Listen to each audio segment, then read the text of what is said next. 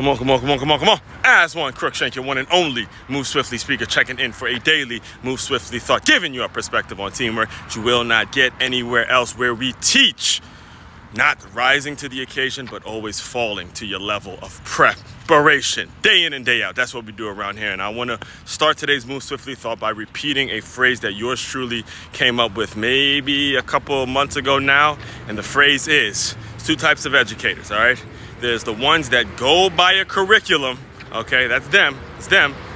Or there's the educators, that's type number one, but type number two is myself, the educators that create the curriculum as they go. Say it one more time for the people in the back in case you missed it. Two types of educators, folks. Ones that go by a curriculum, and then the ones that create the curriculum as they go. And that leads me, and it's a perfect lead-in, as we get into today's Move Swiftly thought, which is all about admitting and saying to yourself, look, this is not working, so it's time for me to put in some fucking work and find a solution. All right, saying it's not working, admitting that something is not working, that is the actual work it takes. That is the issue with the folks who are the type 1 educators who decide that they're going to just go by a curriculum. I'm saying that because we have a situation. Now, I teach, for those of you who don't know, I teach at a school, and the turnover and the stuff that I deal with at the school in terms of my mindset versus the other educators. And let me not say that when it comes to my school specifically, because this is a problem in business. This is a problem in business in general, and it wouldn't really wouldn't be fair to just call out the one place that I deal with every day. This is something I've dealt with not only at the current school, but also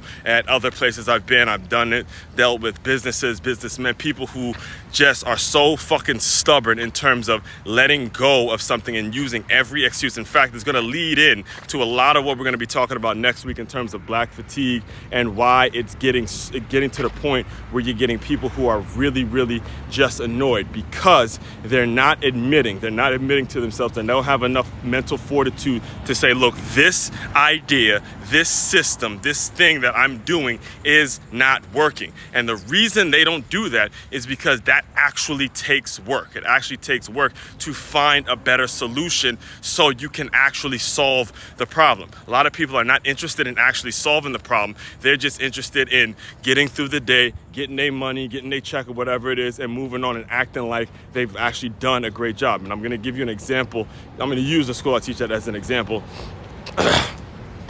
But pay attention to the example. Oh, geez. Hold on. Let me make sure this is... Oh, what is it? Hold on. Oh, there we go. Yes, something got on my lens there. All right, so pay attention to the example so you can apply it to your own life. So we have a situation as I'm recording this it's second to last week in May, and we have a situation with the 5th graders. They're graduating.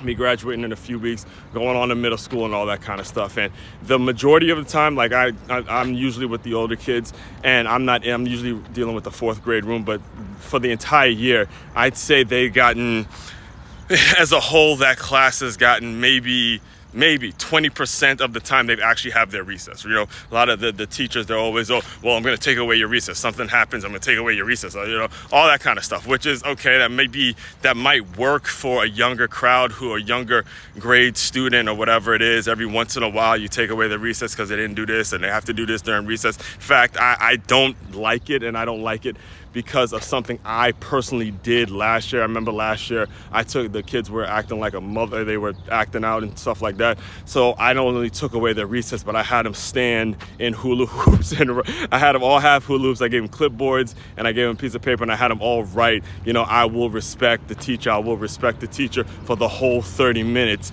And, you know, at that moment, yeah, obviously, because they were acting so horribly at that point, it was warranted. But then I got told by upper management saying, hey, you know, we don't want to teach writing as punishment. And that's something I wholeheartedly agreed with, which I said, you know what, you're right. That might be something you could do once in a while, but don't ever do it, don't ever make it a regular thing. So I'm bringing all this up because they have missed recess so much, and they're obviously on their way to middle school. They're kind of over the whole elementary school thing at this point. They're getting older, and again, I talk to the kids, I talk to the parents of the kids and all that, and I asked them, I'm like, do you even care? I asked the kid directly, do you even care at the fact that you're not getting recess, that you pretty much haven't had recess all year? And one of the kids tell me, no, not really. In middle school, we're not going to get it anyway, so why is it even a big deal? And I'm bringing that up because the issue and the reason they're missing recess is because of behavior, and the behavior hasn't changed. It's because there's an educator who hasn't said, hey, we need to create a different type of discipline, a different form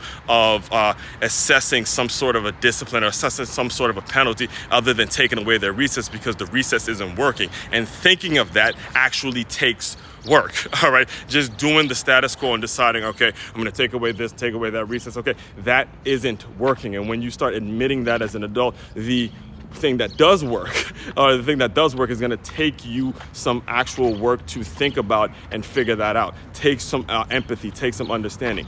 That's what I mean. So when you're in business, and again, I'm using the education frame as an example, but a lot of business owners do this as well. When you're in business and you realize, look, something isn't working, something isn't leading to the profit, something isn't leading to your ideal client, I gotta scratch it up, figure it out, and then do something that will work. And that is the work that you have to do. Take that into consideration. And if you want a staff, you want a group of employees, you want groups of people that have that mentality, I need you to head over to makeyourmove.com. That's MakeYamove.com. Make sure you ask about the employee development workshops. It is your one-stop shop for all your teamwork and your self-development needs. As one, Crookshank, your one and only Move Swiftly speaker checking out. You guys continue to move swiftly. We will talk more soon.